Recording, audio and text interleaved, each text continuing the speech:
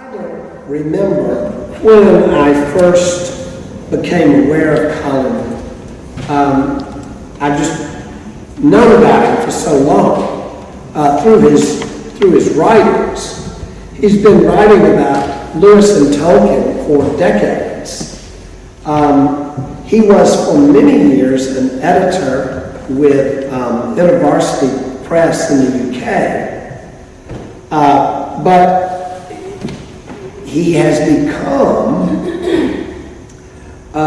one of the world's great interpreters of Tolkien, Lewis, and their friends.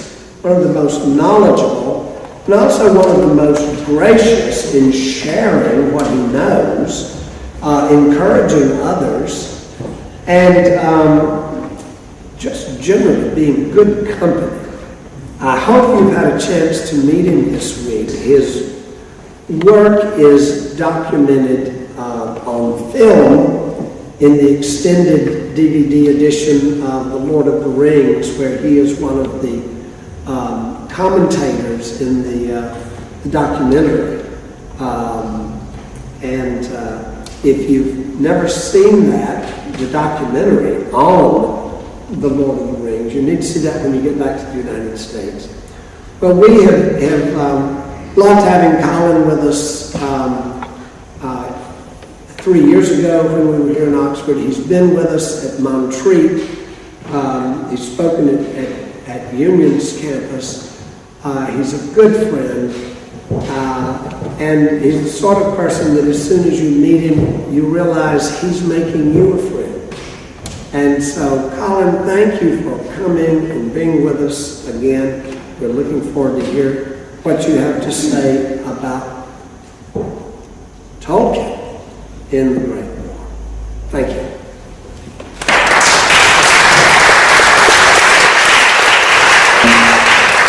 Tolkien in wartime follows on nicely from Don's talk earlier, where we got that beautiful micro context of the First War through Warren Lewis. I'm going to press this and hope for the best. Thank you. This is a quotation from Tolkien's preface to the new edition of The Lord of the Rings in 1966. An author, he writes, cannot of course remain wholly unaffected by his experience. One has indeed personally to come under the shadow of war to feel fully its oppression. But as the years go by, it seems now often forgotten that to be caught in youth by 1914 was no less hideous an experience than to be involved in 1939 and the following years. By 1918, all but one of my close friends was dead. On August 4th, 1914, Germany invaded Belgium and Britain declared war. Between 1914 and 1918, the war took in most of Europe along with Russia, the United States, later in the war, the Middle East, and other areas of the world. Before being dwarfed by the savagery of the Second World War, it ranked as one of the most destructive and horrific wars in history. It resulted in the collapse of 4 imperial dynasties, revolution in Russia, and created the conditions which eventually led to World War II. It was the first global war in the history of humanity.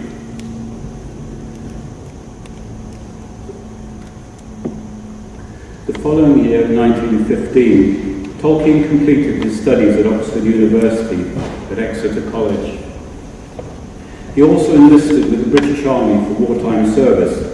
He had already found the seeds of his lifelong writing about the ages of Middle-earth. As he put it, from rapturous words in an Old English poem called Christ, ultimately sprang the whole of my mythology.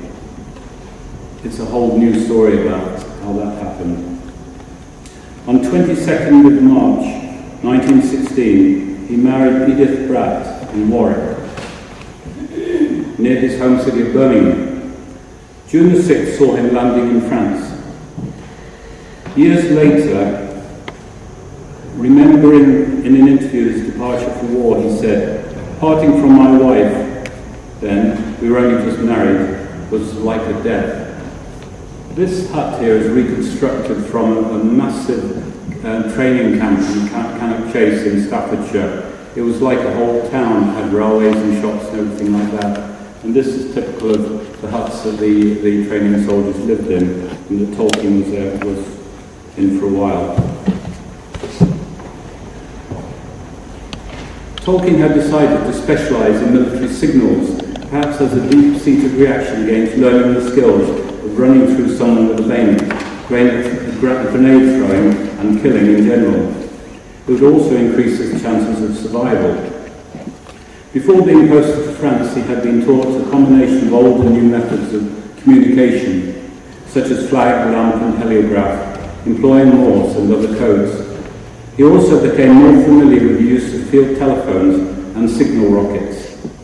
The logistics of establishing communication stations, employing dispatch riders, map reading and running telephone cables came into it.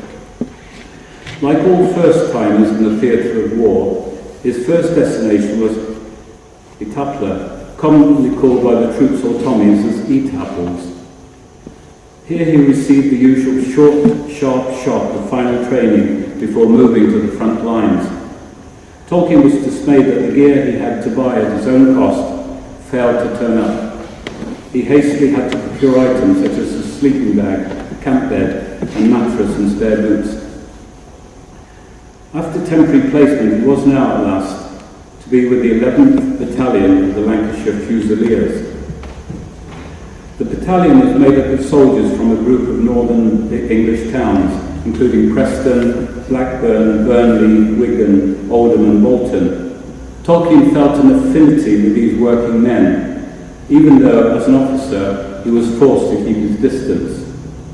Like all officers, Tolkien had a batman to look after him and take care of his kit, and he remarked in later life that the character of the Hobbit who accompanied Frodo Baggins on his quest to destroy the ring owed much to his wartime contact with the ordinary Tommy. He says, "My Sam Gamgee is indeed a reflection of the English soldier, of the privates and batmen I knew in the 1914 war, and recognised as so far superior to myself."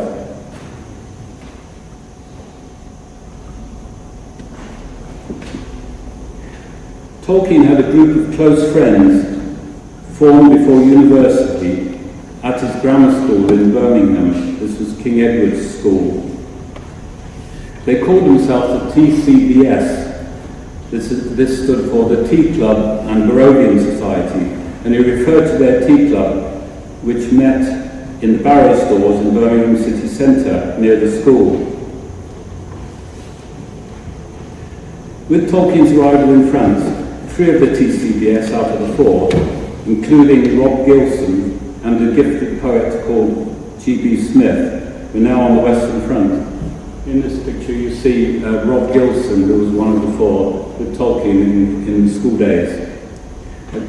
This is not usual to see a photo of Tolkien this young. Most of the photographs of him when he was quite old, so it's a fascinating photo. Another of the friends was G.B. Smith, who was a talented poet.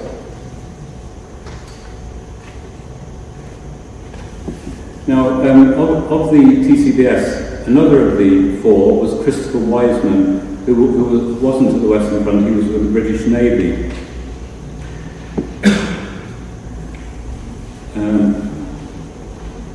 They kept in touch with each other as much as they could.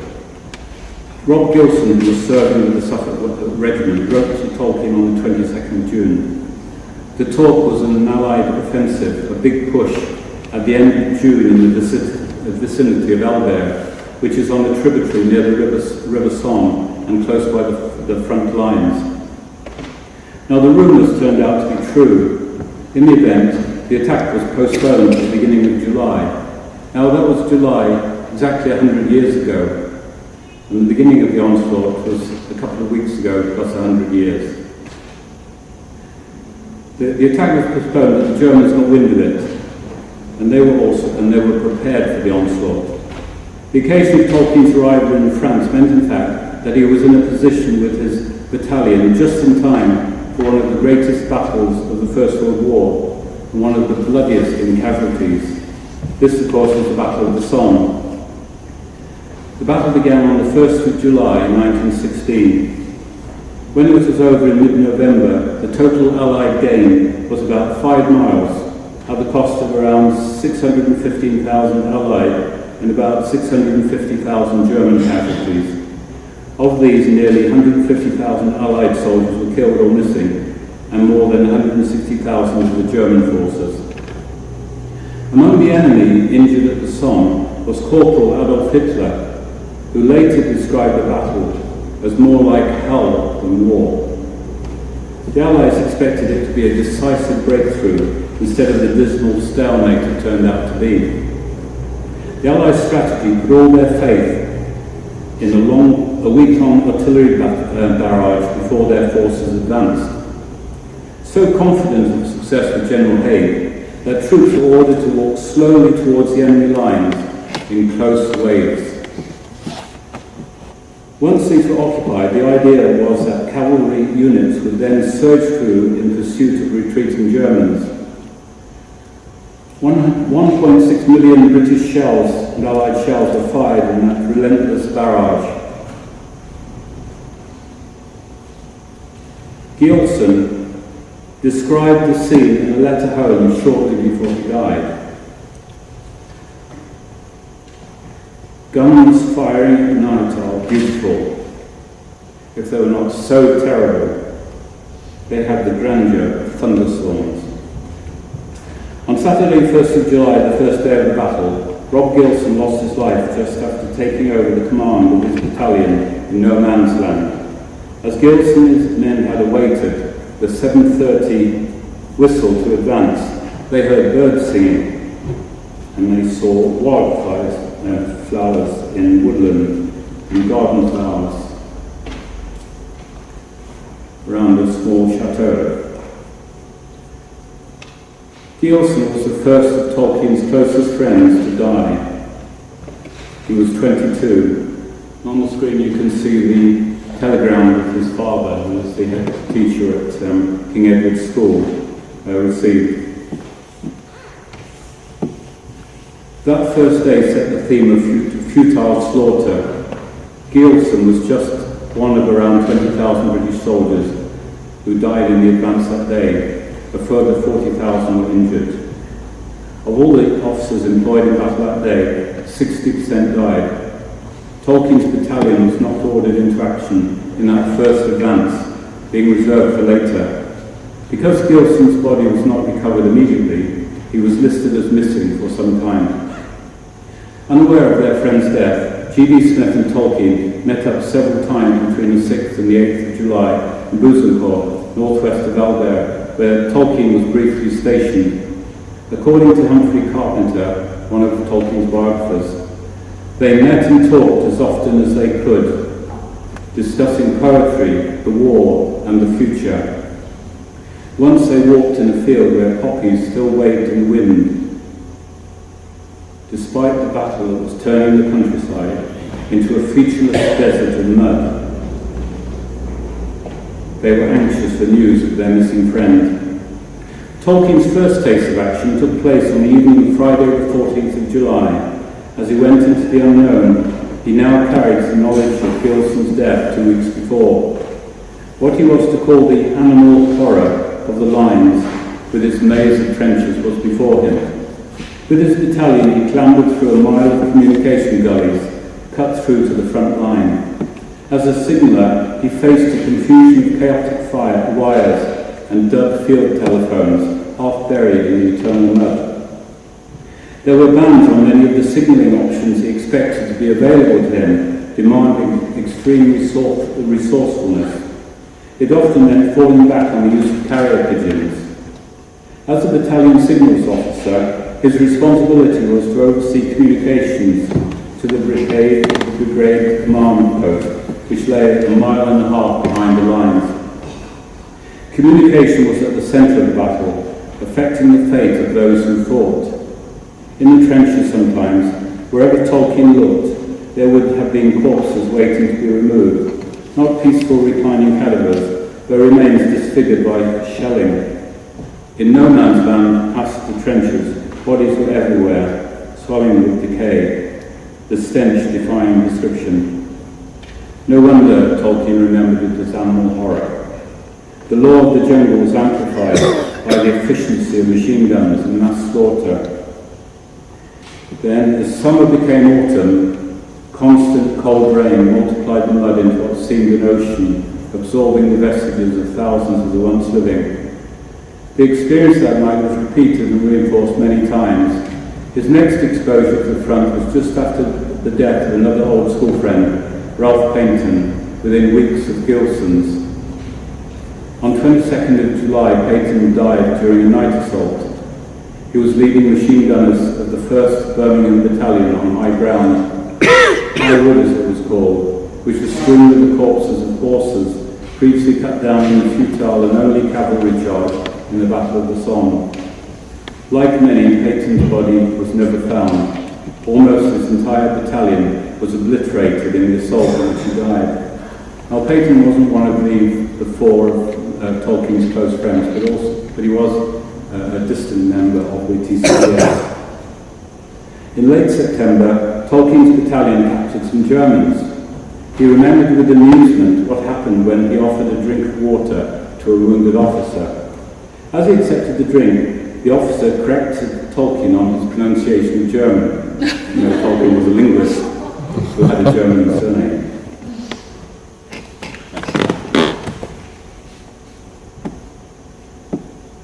Tolkien was unable to become emotionally distant from the horror.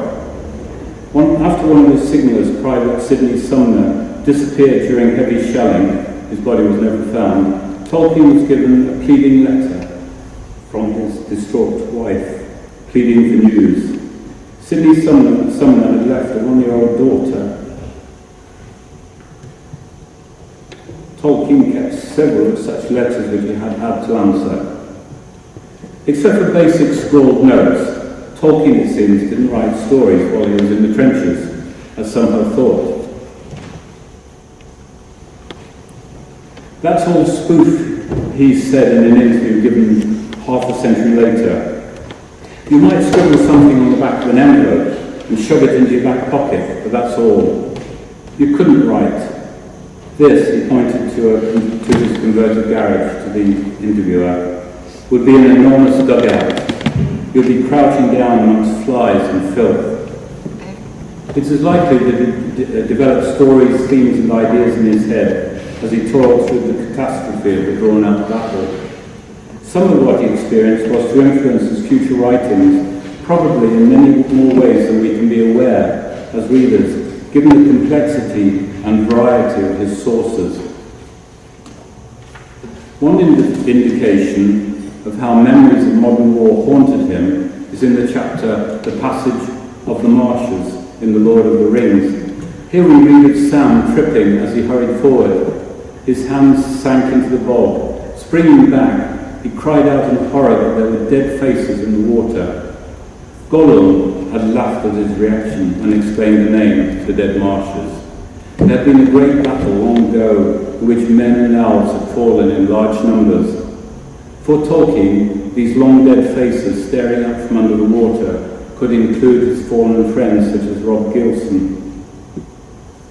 Then, before the Battle of the Somme stalled and ended, Tolkien was taken ill. In the filthy conditions of the trenches, lice were rife. Like many others, he contracted from the lice what was called trench fever, usually a 5-day infection. Tolkien's, however, persisted, and on the final day of the battle in November, the decision was made to evacuate him to England. From the constant anxiety of the trenches and the remorseless rhythm of front-line engagement and short breaks from it, Tolkien found himself in a military hospital in Birmingham. The giant ward in which he lay was actually the Great Hall of Birmingham University, in the suburb of Selly, requisitioned for war use. It was less than 6 months since he bade farewell to Edith at New Street Station, a few miles away. He had come back a man who was changed forever by the trauma of war. Soon after Tolkien arrived in Birmingham on Wednesday 29th of November, less than 2 weeks after the end of the Battle of the Somme, Geoffrey Smith of the TBCS had been caught in shellfire, and shrapnel entered his thigh and right arm. As one of the walking wounded, he was able to make his own way to the dressing station to await an ambulance. He died a few days later as his wounds became gangrenous. The loss of two of his three closest friends was a strong motivation for Tolkien to write down his developing mythology to make sense of their aspirations. I should have said that the TCBS talked together and shared their lives together for a number of years in school, and then getting together after when they went to university.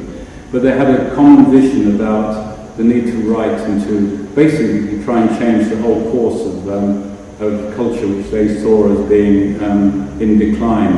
And that vision was very, very important to Tolkien for the rest of his life, and would eventually be picked up again as he became part of the Inklings group.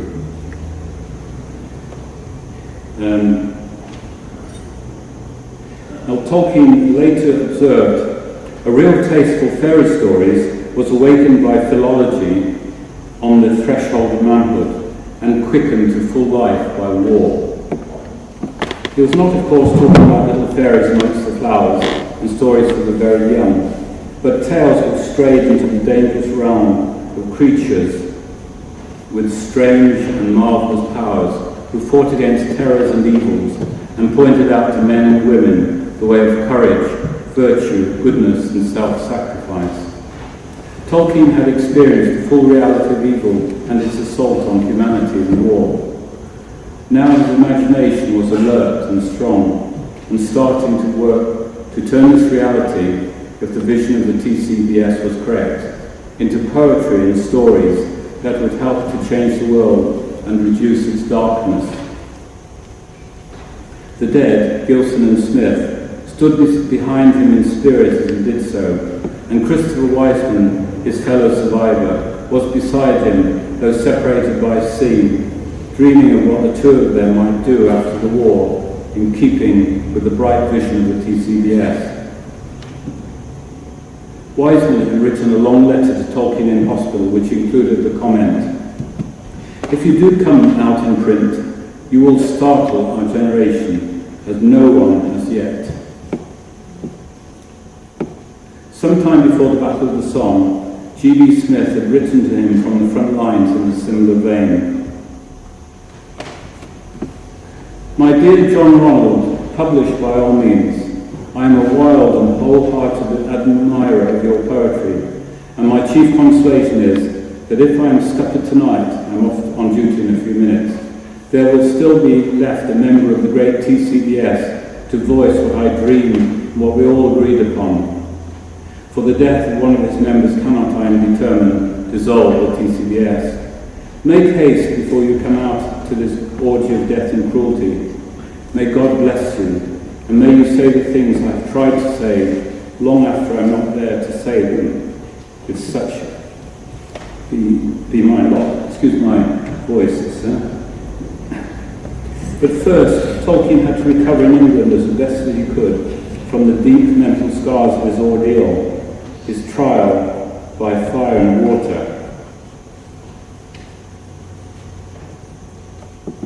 Then he would at some stage, he expected, be deemed fit to return to the Western Front, in all likelihood to die. He was merely on an extended respite from the front lines. When he returned there, he knew, he would no longer see Gilson or Smith in shattered French towns somewhere near the front lines. In fact, whenever the possibility was raised of his being certified fit to return to battle and leave behind his temporary military duties at home, his body would rebel and he would become seriously unwell, and thus he survived. Now I look at Tolkien in another wartime and themes of spiritual conflict. By the time of the outbreak of World War II, Tolkien had been friends with C.S. Lewis for over a decade, and the two now close friends were the core of the literary group called by themselves the Inklings.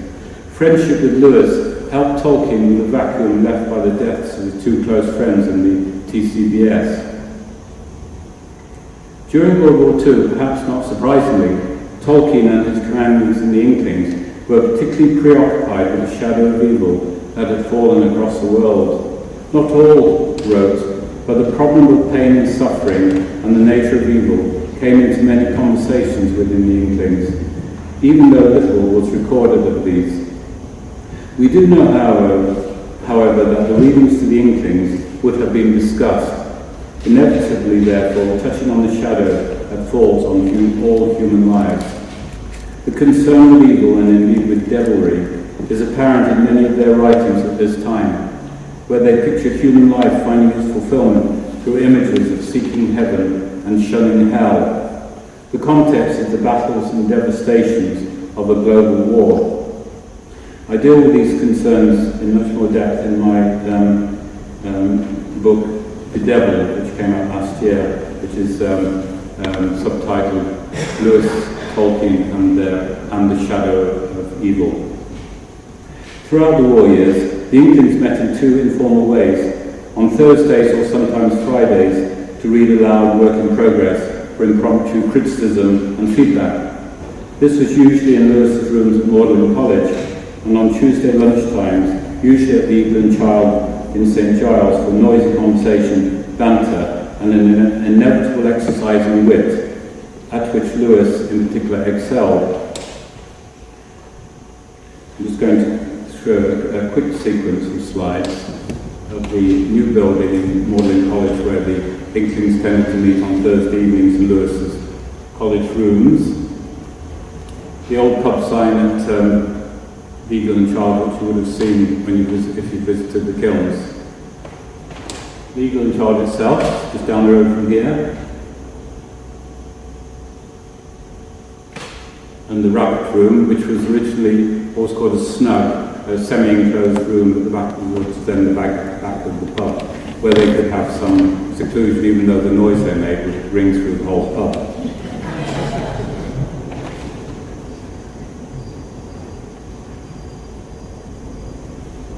Now, with all the banter and humour of the pub meetings, this does not mean that deep themes were not on their lips. An American writer, Chad Walsh, who was working on the first ever study of C.S. Lewis, attended some of the meetings of the Inklings a couple of years after the war. This was in the pub meetings, I think. He commented, "Only in retrospect did I realise how much intellectual ground was covered in these seemingly casual meetings. Only some of those who met in the more reading-based Inklings on Thursday evenings actually wrote very much. Nevertheless, there were a good number of books published by Inklings members between 1939 and 1945, the war years." Now this stack of books here only includes some of the titles that were published, and sadly most of them are not the original editions. I would have to be a very rich person to possess those, but it gives you some idea of the reality of the writings of the time. Even then, before the war started, his imminence affected the mood of their country, and for several years afterwards there was painful adjustment and reconstruction, and also many good things in the reconstruction, such as the beginning of the National Health Service. Second plug for it, this Ernst Company.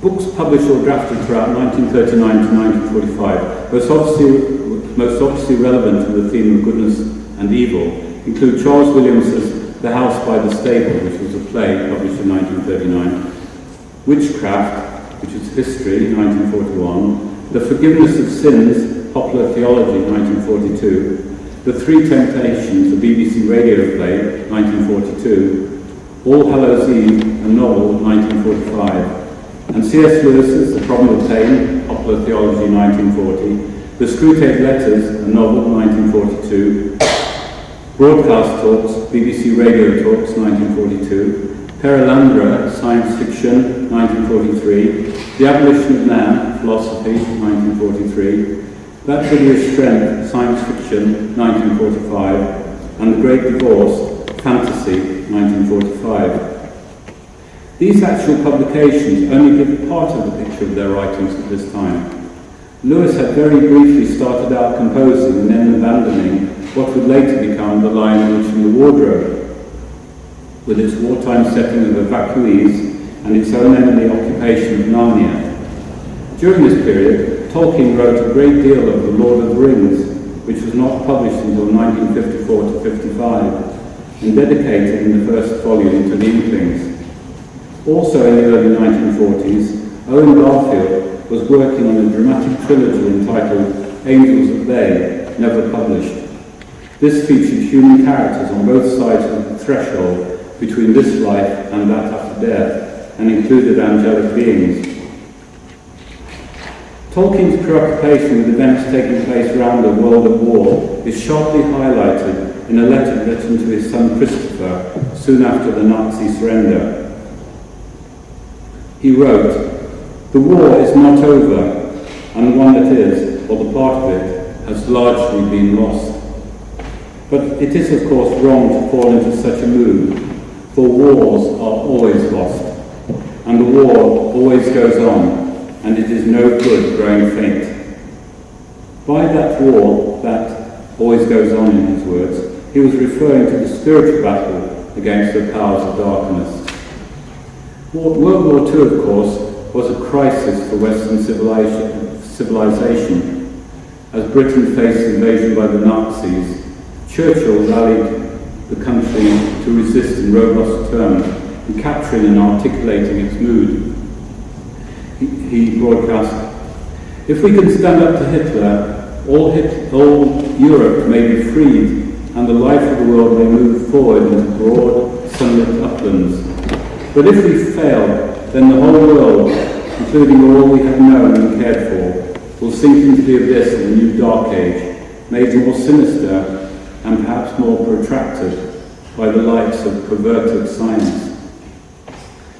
The wartime period turned out, in fact, to be the golden age for the Inklings of Oxford. There were two reasons for this.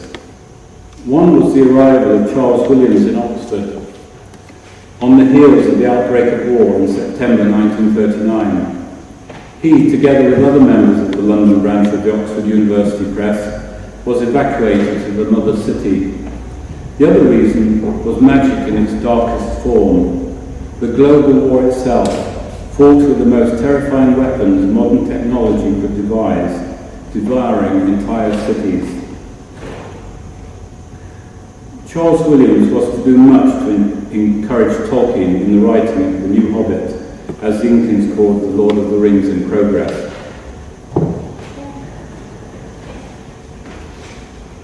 Now, a little bit about reading to the Inklings.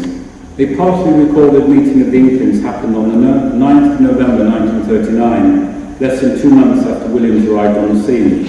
It illustrates the atmosphere of wartime Inkling sessions, at least the overtly literary ones.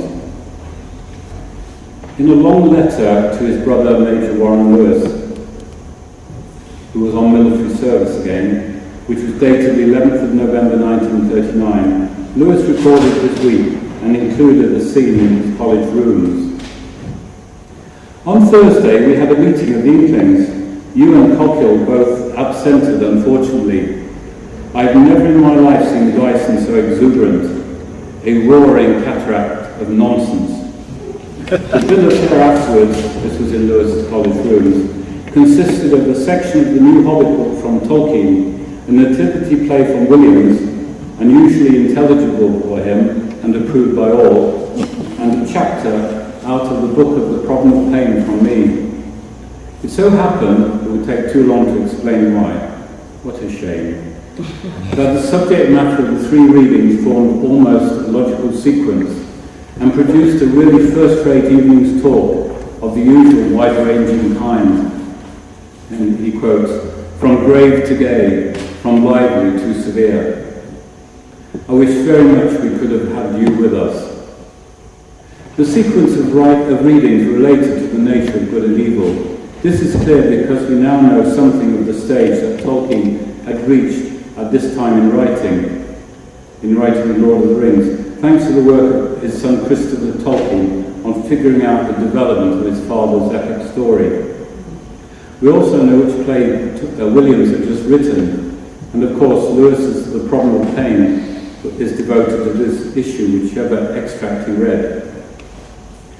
A little bit about the new Hobbit. I'm cheating here, I'm putting an image of postage stamps which are all illustrated with different scenes from The Lord of the Rings. Tolkien's piece was of great importance in itself as marking a resurgence in his writing and constant revision of The Lord of the Rings. For a while the writing of it had stalled, and notes that Tolkien made on the work during that past summer revealed painful indecision, doubt, and a failure of confidence over the direction the book was taking. His work had in fact faltered over many months during 1939. This coincided with a lengthy period in which he was unwell, including an injury to a leg while gardening. This is a dangerous business, gardening. While it is impossible to tell now exactly what extract Tolkien read from The New Hobbit, it is likely to have been from what Christopher Tolkien described as the periods of a third phase and fourth phase of writing and revision of the story so far. It could rather have been a chapter then called Ancient History, concerning Gandalf's recent discoveries about the sinister meaning of the Ring of Power, which had implications for what would later in the story be discussed at the Council of Elrond at Rivendell. The chapter on ancient history, as well as concerning the ring, also threw light on the emerging character of Aragorn, who was still then called Trotter, and a hobbit. But that period of Tolkien's writing begins to be reworked as a royal man of the lost continent of Numenor. It is clear by now in Tolkien's writing that the ring is much more sinister than in earlier drafts and embodies Tolkien's characteristic theme of power and domination much more strongly. Both the relevance and applicability to world events of the time are more present. The ring, made with Sauron's technological craft, embodied a hideous strength, to borrow the phrase Lewis took from a medieval poet. Sauron's power was somehow embedded in it, making the ring an object into which evil was externalized from him. Not only this, but the ring of power controlled to varying degrees the other magic rings effused by elves, dwarves, and human beings. Indeed, the 9 rings and the men who held them had returned to Sauron. In Tolkien's redrafting, as he discovered more and more of the potency of the ring that had come not by accident into Bilbo's hands, he succeeded in portraying evil in such a way that it was applicable to his particular modern manifestation in the current war, including the conflicts reliant upon what Churchill had called the lights of perverted science. Now a little more about suffering, evil, and a purgatorial theme that ran through this period. The likely theme of that evening, which Lewis does not name, but instances in the 3 readings, was one that recurred often throughout wartime meetings, so far as we could tell, the shadow of evil on human life. One example that Lewis intensified when Tolkien intensified the atmosphere of the Inklings in wartime was his short piece, Leaf by Nigel. Written perhaps around April 1942, which he read to his friends, Tolkien was haunted by his task of writing The New Hobbit and the larger unfinished The Silmarillion. It concerns too the dilemma of Nigel the painter's unfinished work. For Tolkien, the central theme of The Lord of the Rings was death, and in Leaf by Nigel, Nigel's journey can be taken to be an exploration of death and purgatory, in which the soul is made ready for heaven. In fact, he referred in a letter to it as my purgatorial story,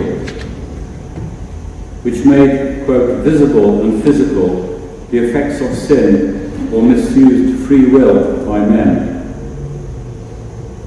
For a writer called Sebastian D.G. Knowles, in his study A Purgatorial Flame, purgatory is a deep and persistent theme of Tolkien and his Inkling friends, and one which marked other writers in wartime, such as T.S. Eliot, W.H. Auden, and Evelyn Waugh.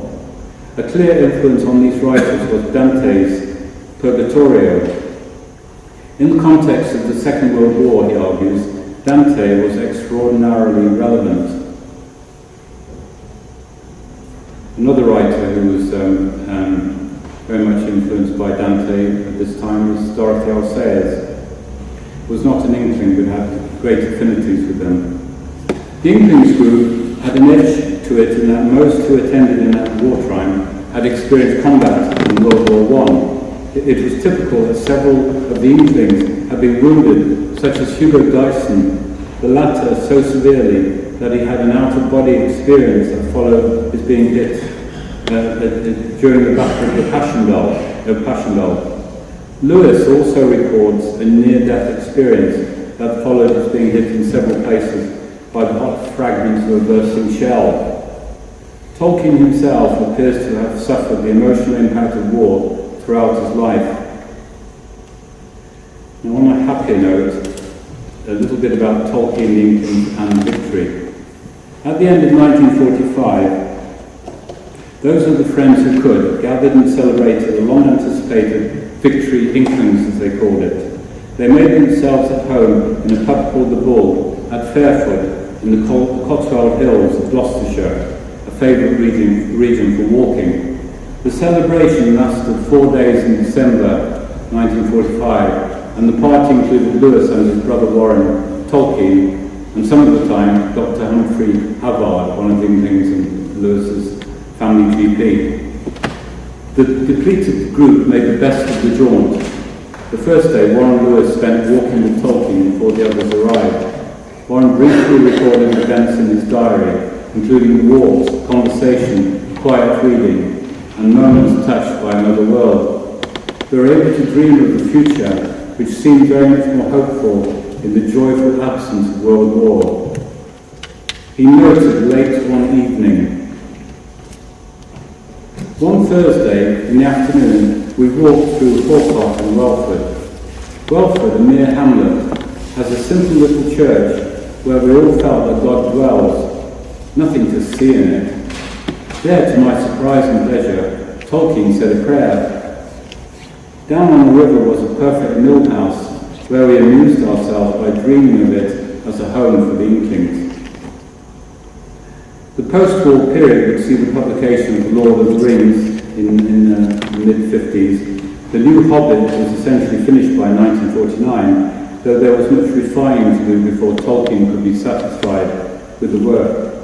Lewis and Tolkien's writings about Narnia and Middle-earth either originated in, or were mostly written within, a period war or remembered war. Now, a little bit about some of the images of the dark side in The Lord of the Rings. Tolkien, who was a conservative Roman Catholic, made no secret of the fact that he did not approve of his friend Lewis's writing theology for the general public. He felt only that those with training in theology should attempt such a task. Now, instead of a very plain cover of the Screwtape Lesson Time, I'm showing the Marvel Comics cover of Screwtape, in case you didn't know of its existence. I found about its existence, but I couldn't get hold of a copy after many attempts to do so. But William O'Flaherty came to my rescue with his spare copy of the comic. Now, Tolkien was not pleased when C.S. Lewis dedicated the Screwtape letters to him, for the reasons I just mentioned. Letters from a senior to a junior devil on how to successfully secure the damnation of an ordinary human being. Seen from Lewis' point of view, however, the dedication is less surprising when the extent of devilry is explored in Tolkien's fiction, which at that time was more familiar to Lewis than to anybody except Tolkien's own family. As well as grand Satan figures, Morgoth and his lieutenant Sauron, His tales abound with images of evil.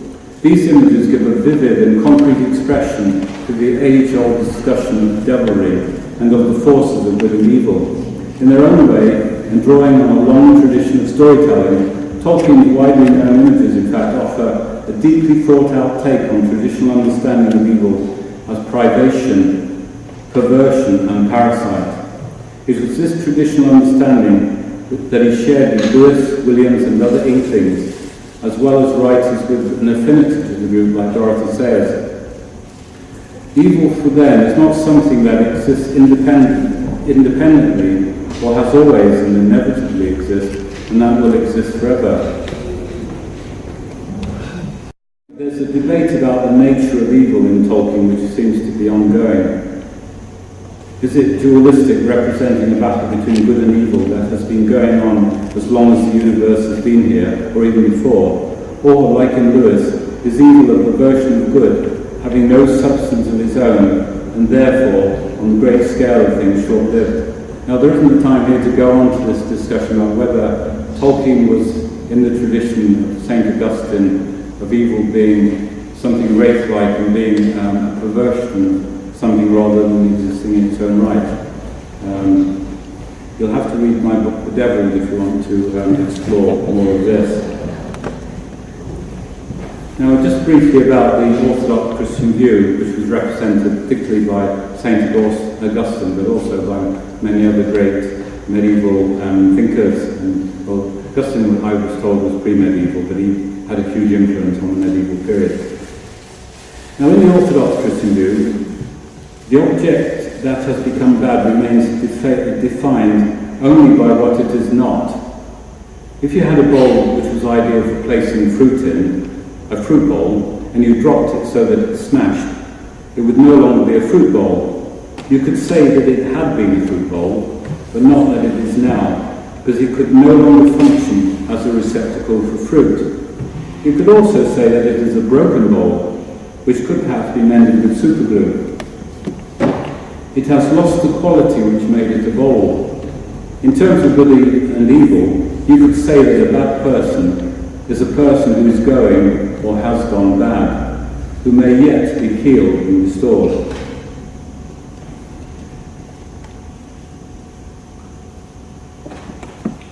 In his epic poem Paradise Lost, John Milton has often been charged, in boring repetition, with unwittingly making Satan the hero of his poem, most recently by Philip Pullman, who is glad to acknowledge his debt to Milton in the conception of his dark materials.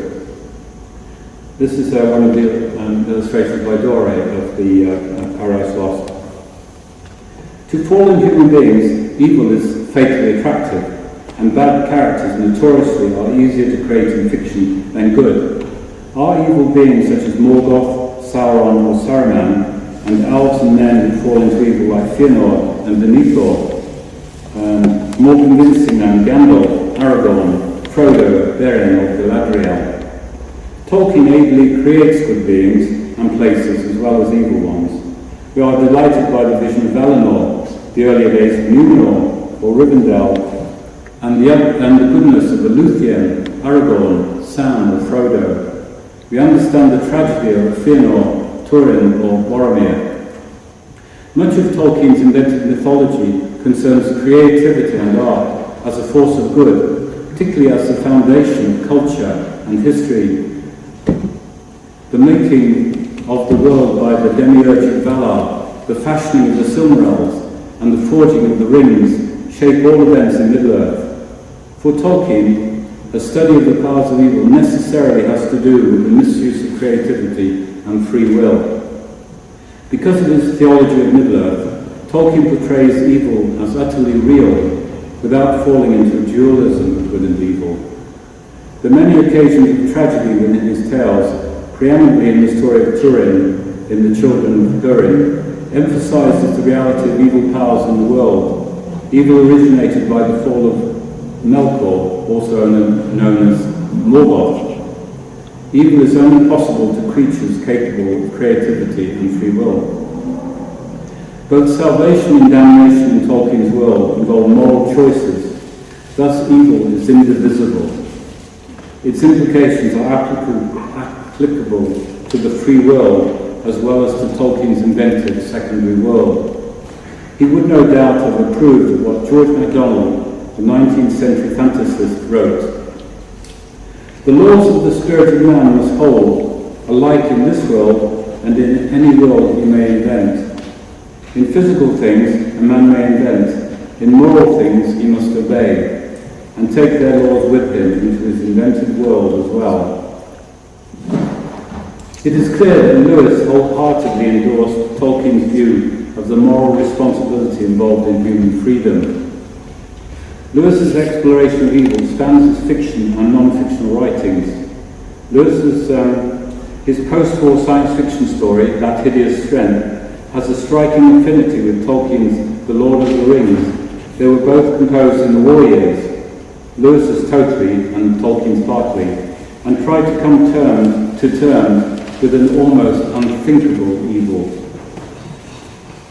That Hideous Strength gives fictional expression to ethical themes explored in Lewis's The Abolition of Man. This is a philosophical essay that sees human beings in a post-Christian world cast adrift from the values that make and sustain our humanity. If Lewis is right, we in the modern world have inherited this dualism of a mechanized view of nature, leaving us with the dilemma of how to re-enchant the world. Tolkien elaborated essentially the same view in his themes of power and possession, central to his fiction. The wrong use of power is often expressed in Tolkien in magic, the mechanical and the technological. His Dark Lords Morgoth and Sauron and the bent wizard Saruman experiment with genetic engineering and use or encourage the use of machines in order to enslave free peoples. Sauron, in fact, is the supreme technocrat. The ring itself is a product of his technological skill, in which he stores a portion of himself, rather like Voldemort and his Horcruxes that play such an important part in the Harry Potter stories. Tolkien distinguishes art from this kind of magic, art which is typified in the elves, who have no desire for possession. Tolkien, like Lewis, saw a machine attitude, or what might be called technocracy, as the modern form of magic, seeking to enslave and possess nature, rather than to steward her. They shared the view that in the modern world, the human being increasingly is seen only as part of nature. Humans are therefore equally fair game for such control and possession by a powerful few. The magical power of modern technocracy, the instinct to possess at any cost, is not for Tolkien necessarily the same as domination or rule, which he sees as not wholly bad. Domination, in fact, is meant to be a form of stewardship. Denethor of Gondor and Gandalf can be contrasted as bad and good stewards, as they exercise responsibility over others. Tom Bombadil is also a good model of stewardship. He is guardian of the old forest who has no desire to possess, and who is thereby invulnerable to the desire of the ring. The early ages of Middle-earth are dominated by elves, who nevertheless avoid possession as usurpation. The dominance of mankind in the fourth age of Middle-earth, the period of the age after which the Lord of the Rings is set, is meant to be modelled on elven values, not to be a destructive territorial rivalry. The stories set in the earlier ages of Middle-earth are to be found in the Silmarillion and many volumes of unfinished material which has been published, such as the History of Middle-earth, 12 volumes. In his foreword to The Lord of the Rings, Tolkien beautifully contrasts the moral compass presented in his story with the conduct of World War II.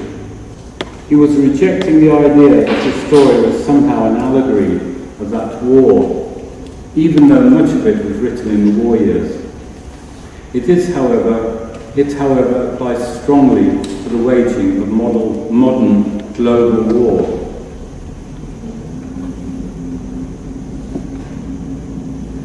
And Tolkien writes, in answer to those who thought that the Lord of the Rings was some kind of allegory or picture of the Second World War, The real war does not resemble the legendary war in its process or its conclusion.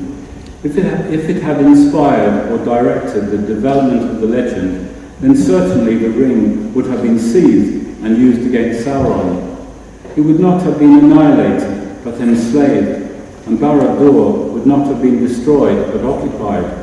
Saruman, failing to get possession of the ring, would in the confusion and treacheries of the time have found in Mordor the missing links in his own researches into ring lore.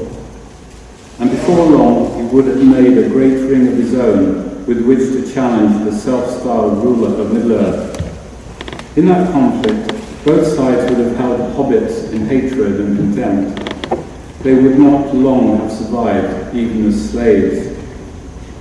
Very powerful comment from Tolkien. Now the last slide, I thought I would end on a positive note. That's the image of the poppy field game. Now the poppy field photograph which I took wasn't taken in the fields of northern France, the fields of Flanders. It was taken by the Rollright Stones, which are in North Oxfordshire, and which were one of Tolkien's favourite places. It's actually the Barrow Downs, the Barrow Downs of North Oxford, which had some part in the inspiration of Tolkien's Lord of the Rings.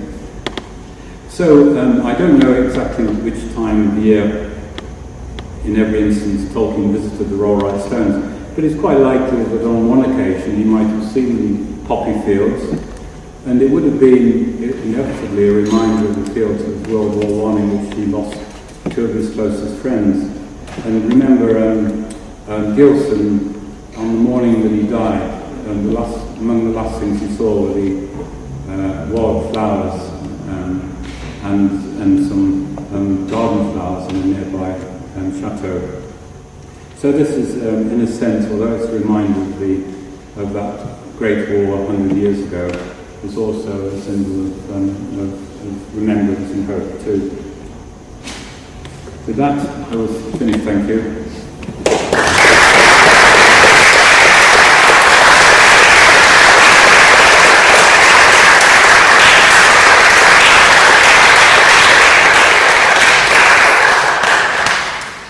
Thank you, Colin. Some questions?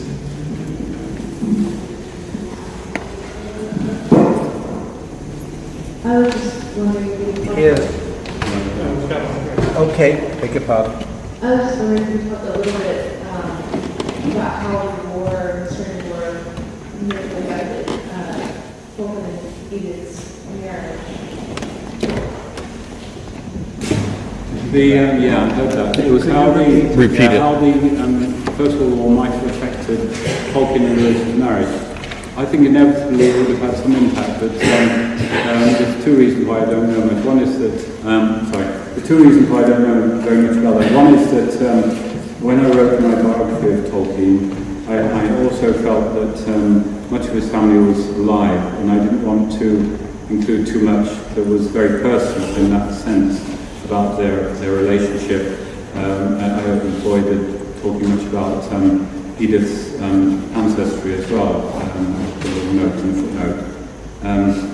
The other reason is that many of Tolkien's papers are not available to see. They're in the Bodleian, but they're restricted. As far as I know, the only person that could look at them in detail was Humphrey Carpenter for his biography of Tolkien, which came out in the 1970s. What I suspect is pure speculation, is that the kind of emotional damage that was done to Tolkien affected many of his relationships, and that he worked very hard to counteract the effects of them. There are times when he talks about, in very general terms, about difficulties in the marriage, but you don't know whether that's just normal difficulties in marriages or whether it was something more extreme, and I don't really even want to think a lot about it myself. But it's interesting in Dorothy L. Sayers, we've heard about Lord Peter Wimsey when we heard about Lord David Cecil.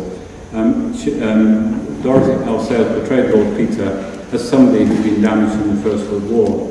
He had emotional damage, which very deeply affected his behaviour. The wounded detective, which is now quite a common theme in detective stories.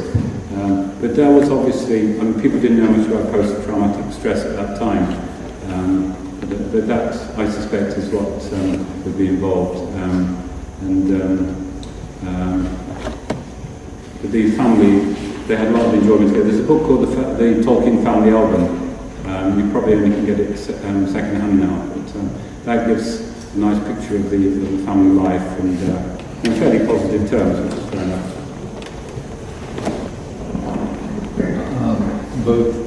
Both Lewis and Tolkien lost their mothers early. And would you say that loss was a more difficult emotional experience than their war experiences? It's very difficult to weigh that. I'm sure the fact that Tolkien had lost his mother and Lewis had lost his would have heightened any impact of the war experience. But with Tolkien, he and his brother both served in the First World War, his brother Hilary. And Hilary was served right through the whole 4 years. But somehow he managed to survive emotionally in a much stronger way than Tolkien did. But even though they'd had the same experience of losing their mother, but they were both very sensitive people. And Hilary left some writings about his childhood, which a friend of mine has published. Or was it a publication? No, it was published. It was something else that the estate wouldn't allow her to publish. But even though he's not a great writer like Tolkien, you can feel the same imagination, something of the same personality in Hilary. It's significant. A lot of people who wrote for children did have loss of a mother in early life. It seems to be an important aspect of understanding. But in any thinking about the effect of somebody's biography on their writing is always a tricky thing. It's a bit like when you're writing history, you're having to weigh up, make judgments about often conflicting comments. So you have to try and understand as best you can. And, so that's as far as I can go, really. But there's another somebody somehow. I'm actually here. You mentioned that three members of the TCBS that were Tolkien's friends that didn't come back from the war. About how many TCBS members went to war and about how many came home? Sorry, I couldn't hear what you said. Were you saying how many survived the war of the TCBS? All I know is about the main figures, the four main figures, the close-knit core of the Friends, because some of the peripheral members, after they left school, they kind of went further and further away. Of the four, it's only Tolkien and his friend Christopher Wiseman who survived, and Tolkien did keep in touch with Wiseman, but they didn't have the same close connection after the war. I don't know why. I know very little about it. There's not much recorded. But near the end of his life, when Tolkien moved down to Bournemouth with Edith, he felt that perhaps he neglected Edith a bit because she didn't really fit into Oxford life. And she loved going down to Bournemouth and staying in the Miramar Hotel. But anyway, they moved down there, and Christopher Wiseman had retired as the head of the school, and he lived just a little bit along the coast, so the two men met up then. So that's about all I know, really, of that. I think that Tolkien will be very pleased with your chronicling of his life, and you did it in a way that was not avoided much. It's odd with Tolkien, you don't know what he would have liked or not. I once had a phone call from a journalist saying when the first Lord of the Rings film was coming out, she said, would Tolkien have liked the film? And I said, no, he would have absolutely hated it. But it had nothing to do with whether it was a good or bad film, but he just didn't like film, and he had problems over drama, even though he did get involved in some dramatic work. And when he was in his school days, he took part in plays, so he wasn't as hard-hearted about drama as he was about movies, which he had a very strong reaction to. I don't, he might have hated my book, I don't know. But I tried to do it in a way, write it in a way that did justice to him as a great writer and somebody that is going to survive as a writer. His books read throughout the globe. His books are translated into an enormous number of languages. Even books I've written on him have been translated into a great number of languages, which is my surprise. And latest was mainland Chinese, published in Beijing. So they get around, and I wanted to write a record because Humphrey Carpenter's biography is very, very good, but it's dated because there's been so much research since the 70s on Tolkien. It's one of the most vibrant areas of literary scholarship at the moment, in my limited view of things. I just see so much interesting work being done by scholars in various parts of the world on Tolkien. Colin, thank you.